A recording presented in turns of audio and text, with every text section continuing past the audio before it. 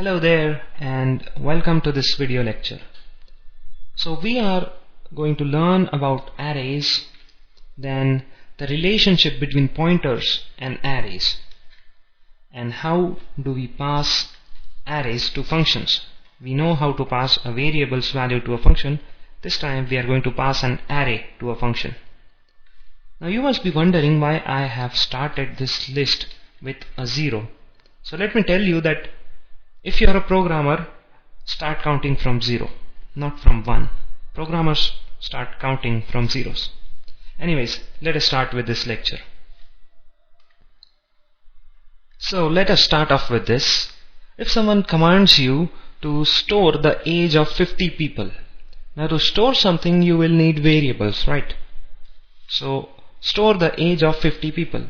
One way of doing this, one way of storing the age of 50 people, there are 50 values, right? So we will need 50 variables, right? We will need to declare 50 variables,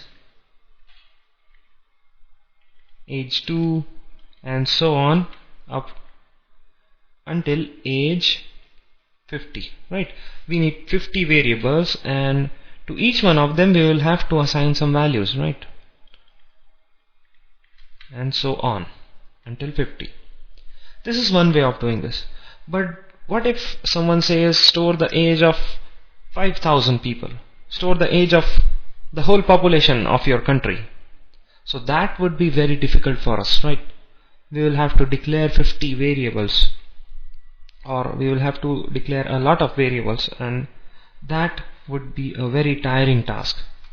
So to make things easier, C has arrays. So another way of doing this would be to use a single variable. A single variable which stores 50 values, right?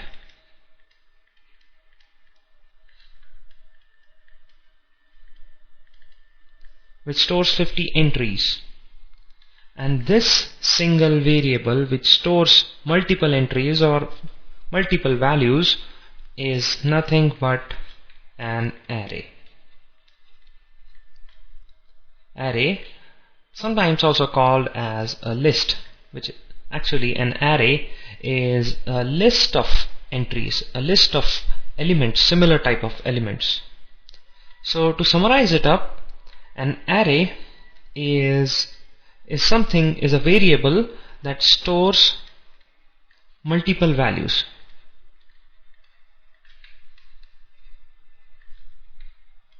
And these values or these entries are of same type. So it can store multiple integers or multiple floats or multiple characters. It cannot store one integer and one float.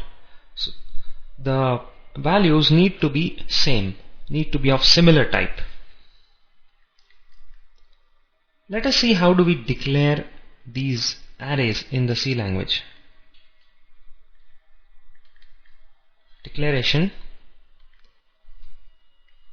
Firstly, it's very similar to how we declare a single variable. First you have the type,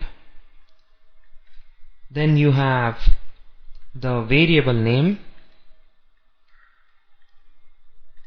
and in case of arrays you have to suffix the variable name with the size. So within square brackets, as many people know it, within brackets you have size. These brackets are square brackets. So if you want to declare an array which stores 50 integers, so you would declare it like int, and the variable's name is age and 50, the size. So this age variable, this array will store 50 integers. So it's a single variable, right? Okay, now this is how we declare a single variable, and this is how we declare an array. So what will happen when you declare an integer, declare a single variable, the compiler reserves some memory space and names it, and it will have some address and it will store some value. Now something similar happens to an array. Now you know that array, the number which is inside the brackets is nothing but size. Now according to this size, memory will be reserved. Now how will memory be reserved?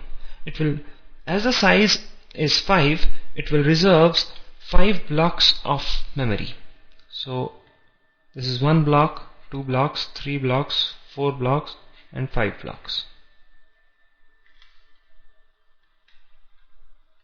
And regarding names, in this case we will have names like this. The first block will be named A0, second will be named A1, third will be named A2, fourth will be named A3, and fifth will be named A4. And this is called an index. The numbering of elements in an array is called an index, and it always starts from 0. So you have 5 elements, so if you start from 0, it will be 0, 1, 2, 3 and 4. So from 0 to 4 there are 5 elements. Okay. Now how do you assign a value to each one of these elements of an array? So if you want to assign the value 10, so you can easily guess now. We will do it like this. A of 0 of A is equals to 10. So 10 gets stored into the 0th element. A1 equals to, if I say 6, so 6 will be stored here, and so on. So we first declared an array and then we initialized it. We initialized its elements one by one. There is also another type of initialization as well as declaration. So another way of initializing and declaring is, you can say int a, and you can directly give values within curly braces. So we can directly give values 6,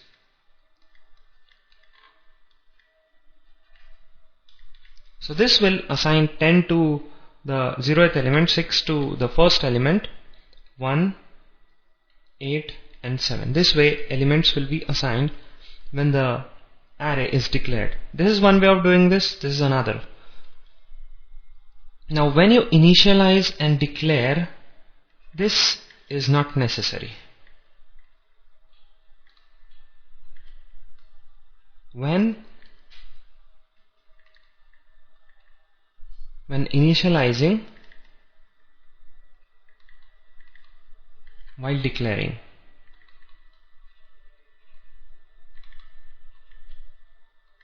Okay, now let us write a program involving arrays. So what we are going to do in this program is very easy. We are going to take input from the user and displaying the same input. So first of all, we will declare an integer array. So int, let's name this array as ARR, and the size is 5. So integer array of 5 elements, right? Now we will have to loop for 5 times to scan the input, because to scan 5 inputs we have to ask the user for 5 times. We will need 5 scanfs. So instead of 5 scanfs, we will have only one scanf, and we will repeat the same scanf for 5 times. So we will need a for loop. For I is equal to 0, because an array always starts from 0, so we will use I also as 0. For I is equal to 0 and I is less than or equal to 4, because the array is up to 4. From 0 to 4 there are 5 elements, and we want to increment it one by one. Oops, we haven't declared the integer I, so we will declare this integer I, which is nothing but an index variable. We will call this an index variable because we are indexing the elements of an array with the help of I. Now we are asking for the user input. Printf enter a number. Right. So the user will enter a number after this. So we have to scan that number, scanf, and that is an integer, so %d, and it will need an address. So address of A of I. Right. Now how this will work is very simple. The control will first ask the user to enter a number. When the user will enter the number, for the first time this loop runs, I's value is 0. So it will store the number in A0.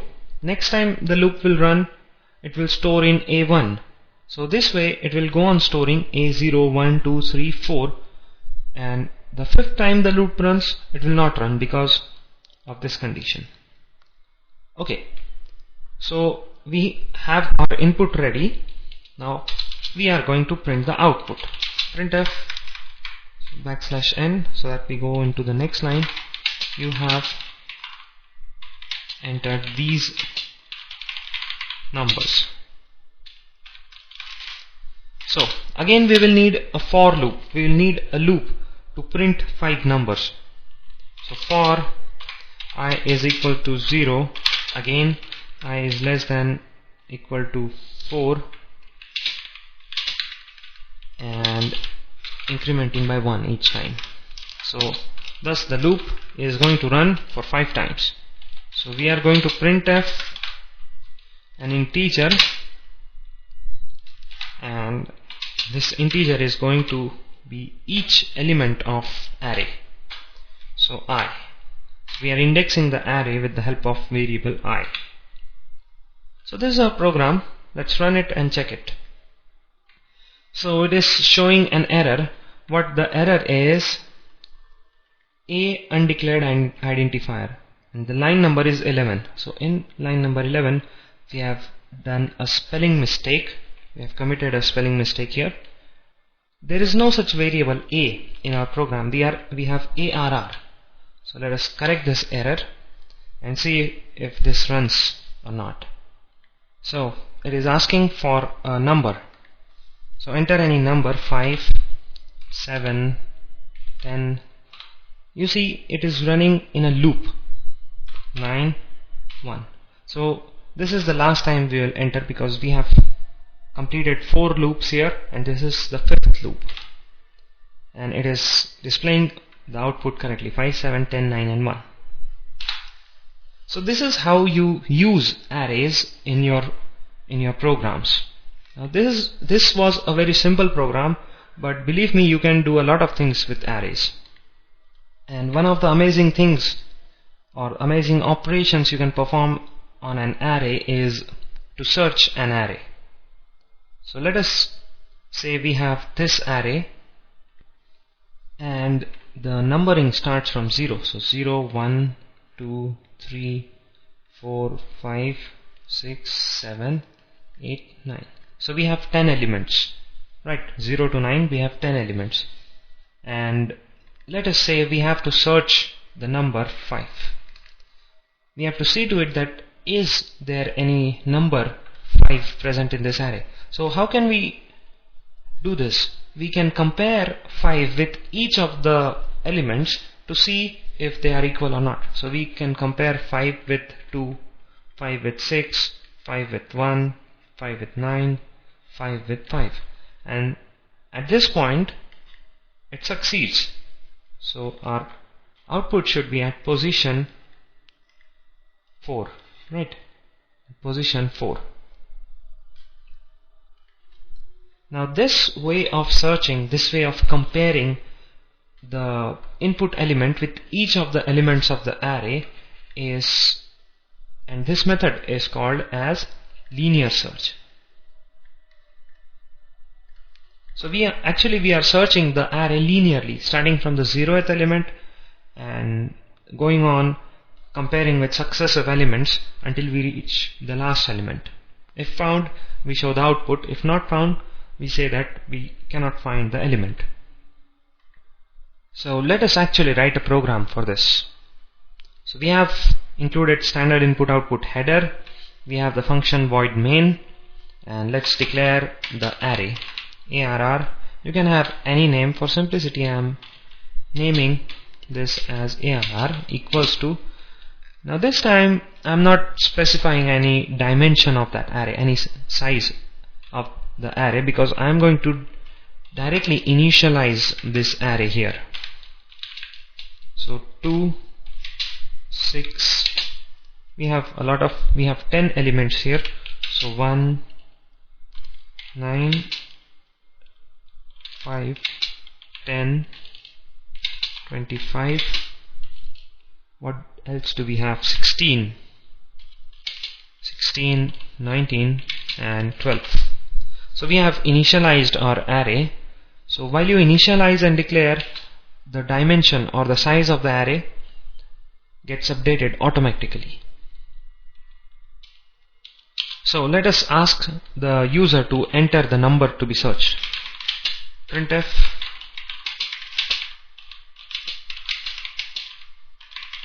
searched, and let us scan that input. Scanf, scanning an integer, so %d, and we will need a variable.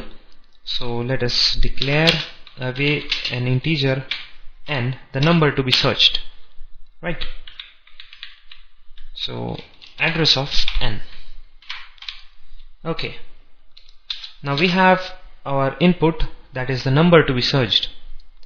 Now we will need a loop to constantly go and scan, to constantly go and compare our number with each of the elements of the array. So you can guess that how many times this loop will be running is 10 times, because 0 to 9, to loop from 0 to 9, you will need to run the loop for 10 times. So let us declare another index variable. So I, let us call that variable as I, and use this in the for loop for I is equal to 0 until I is less than equals to 9, until I reaches 9, and the method of incrementing is to increment by 1, so I plus plus. Right, now we are checking if the number n is equal to the current element of the array. So if n is equals to the element of the array, current element arri, if it is true, we are going to run the if block, and inside the if block we are printing that yes, the number is found at this position. So this number, that is %d, is found at this position, that is %d position.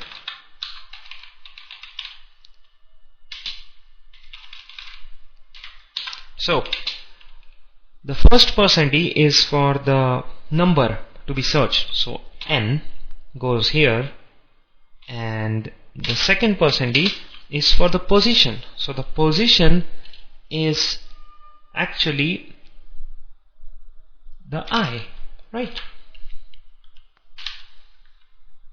And when we print the output, we will return,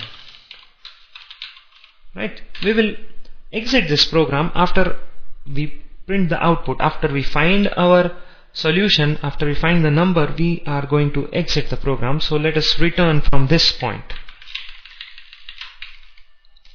So, but if we cannot find the number, the loop will run for 10 times, right?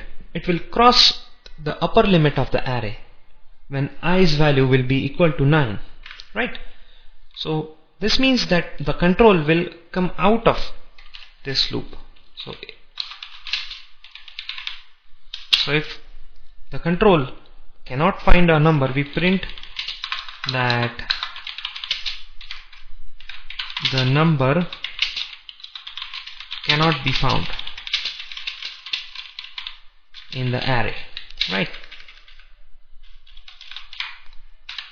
And no need of returning, because this is the last statement of our program and we are not returning, we are returning void from the main function. So let us run this program and check if this works or not. So let us enter the number to be searched, 5, and it says that 5 is found at 4th position. So 0, 1, 2, 3 and 4. Let us run this program again and this time enter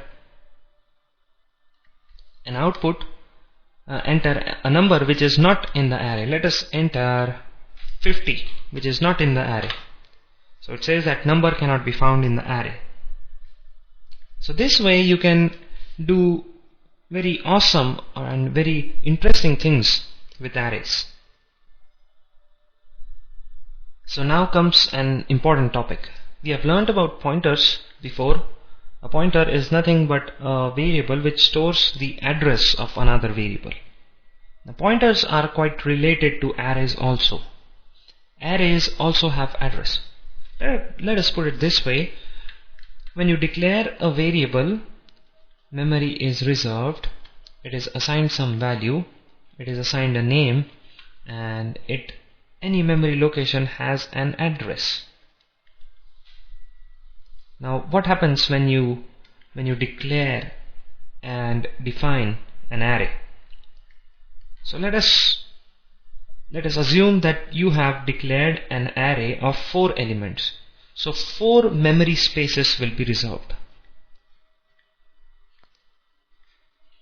The reason I am drawing these 4 boxes side by side, because memory is assigned continuously.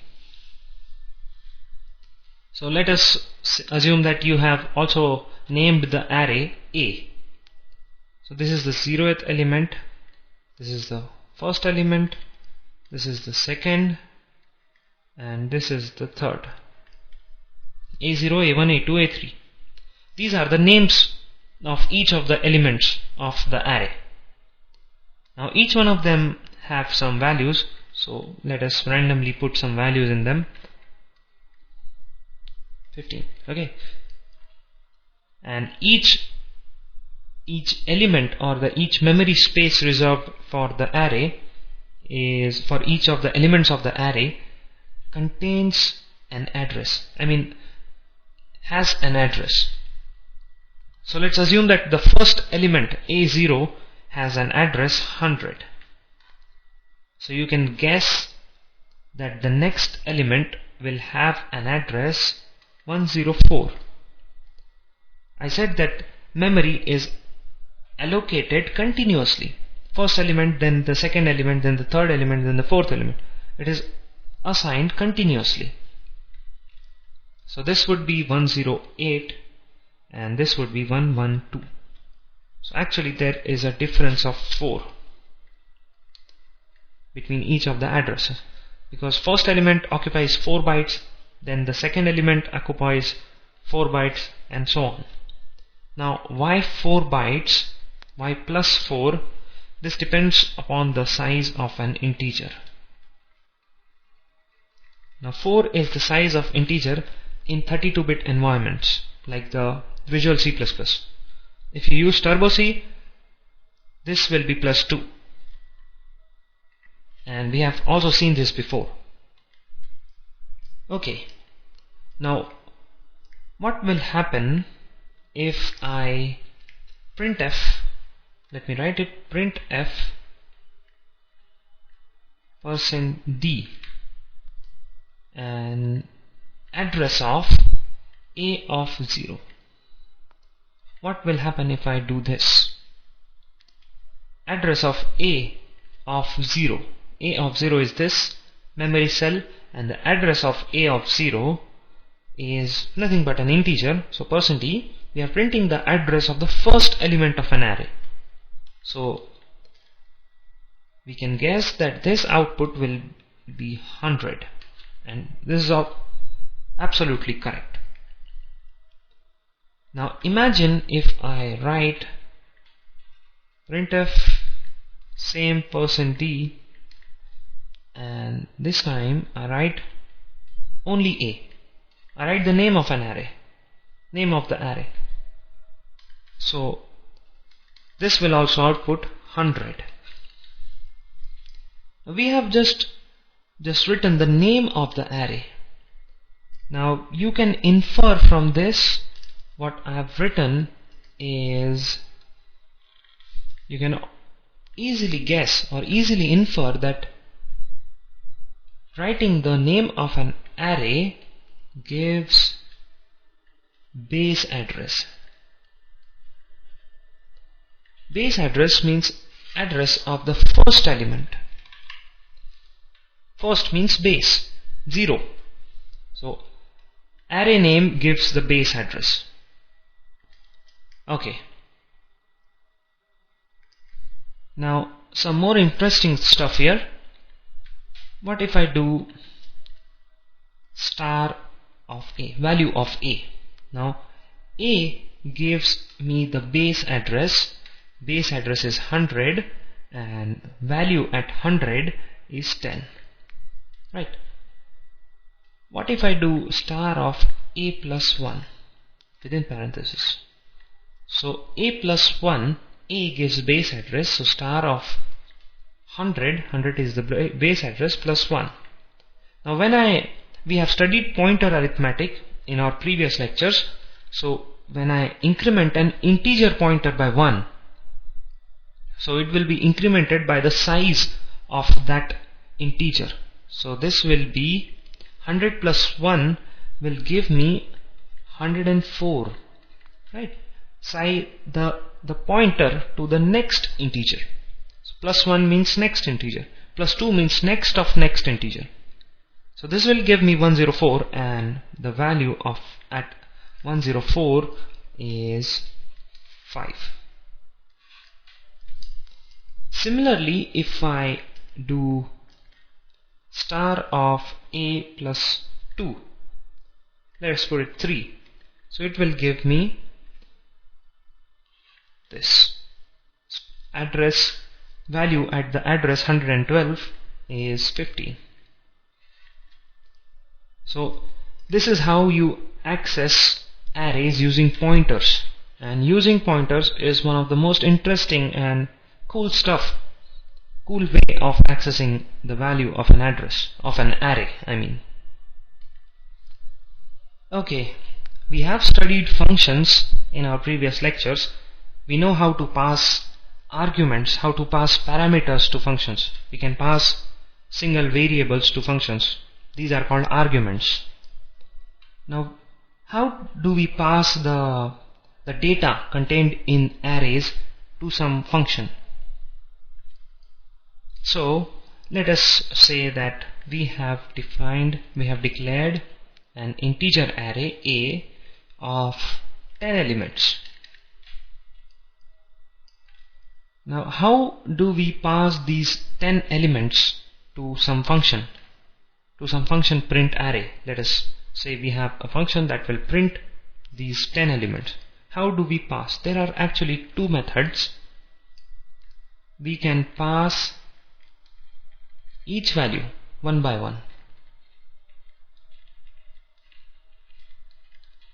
So we can run a loop which will run 10 times, and we can pass the elements, the values of the array, we can pass each one of them one by one. So the function call would be made 10 times. Or we have studied pointers just before. We can pass the base address. So we will have to just pass the base address and collect that into a pointer in our function, and using that pointer we can easily access the value of our arrays, of the elements stored in our array. So let us first see how do we do this. How do we pass each time? How do we pass each value one by one?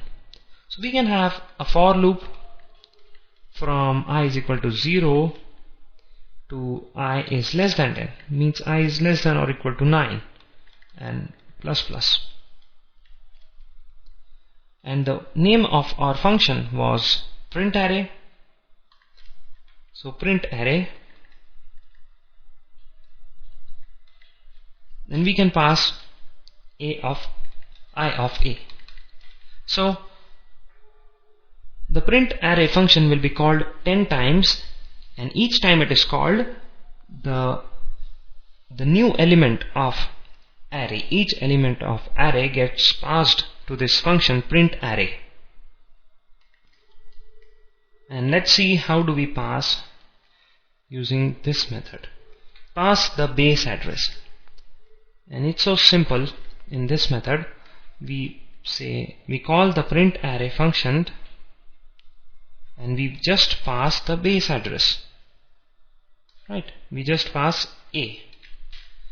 Now passing the base address is not enough. The function, the control will jump to our function, so it cannot access the upper limit of this array, the maximum size of this array. It does not know the size of this array, so we will also have to pass the size of this array along with the base address.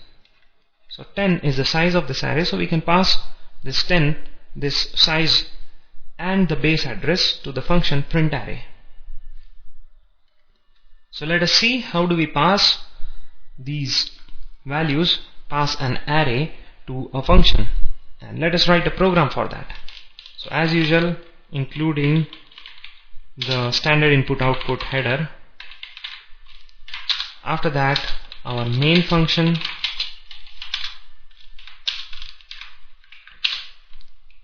now we have the array int arr, the size, let's say we have defined it as 5. Let's initialize it here only. So the size we have initialized to 5, and let's put some elements in this array. Second element, the third element, 6, 9. Let's say we have this much of elements here, and call a function print array, and we will pass the base address. So just say the name of the array, and we are going to pass the upper limit, that is the size of the array. Now this arr is the base address. We know this. Now we are calling the print array functions, but we have not declared this print array function. This print array function will return nothing, so void print array, and it is going to receive an address, and any address is to be stored in a pointer variable. So we are going to store it in a pointer variable. Now this address is an address of an integer, so we will collect it in an integer pointer. So int star, and the second argument 5 is an integer, so this is an int, a semicolon, so that we declare this array. Let us define this array now. Void print array int star. So let us collect this arr variable's value, that is the base address of this array, in a variable, in a pointer variable, integer pointer variable a, and this 5 is collected in the variable size. So let us make use of these two variables and print the array. So printing the array will require an index variable. So int I will be our index variable for I goes from 0 to I is less than size. Now size is 5, but the loop will run from 0 to 4. That's why I have put a less than sign. So I is less than 5. Now I is less than 5 means I is 4, up to 4. And increment method is by +1. Printing an array we know is very simple. Run a loop and print the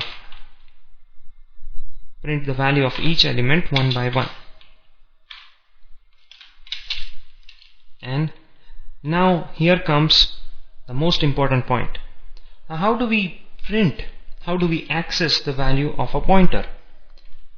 Now we have the base address. We have to print the value of each of the element. So the first element will be accessed by star of a as value of a. Now the second element will be accessed by value of a plus 1. Now the third will be value of a plus 2.